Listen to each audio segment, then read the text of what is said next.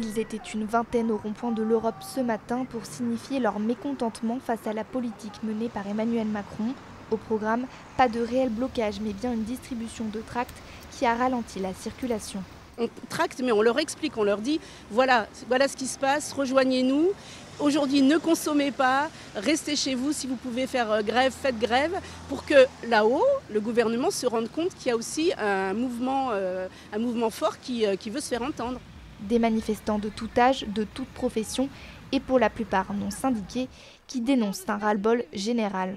Et tout cela effectivement pour marquer notre opposition à ce qu'on vit aujourd'hui, politique, financier, médical, il n'y a rien qui va en fait. Même encore ce qui se passe, là aujourd'hui, hier, nouveau ministre, le Cornu, voilà, le mec ça reste dans la même continuité que ce qu'on vit avec Macron, quoi. Donc, mais après c'est des années que ça dure comme ça, donc il y a un moment où il faut dire stop. On est en colère, déjà du gouvernement, on s'est fait voler les élections.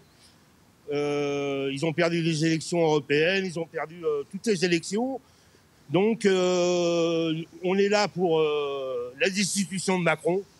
D'autres points de regroupement étaient organisés ailleurs en Vendée, au rond-point des Ajoncs ou devant le conseil départemental.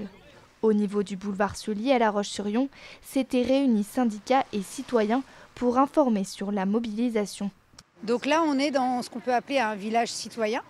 En fait, il s'agit d'un rassemblement, d'un lieu de rassemblement où les manifestants vont pouvoir se retrouver toute la journée pour prendre connaissance et décider ensemble des actions à mener. Alors derrière nous, en fait, on a des citoyens lambda et puis aussi des syndicats, principalement, 4 syndicats en fait, Sud, Solidaire, FO, CGT et FSU.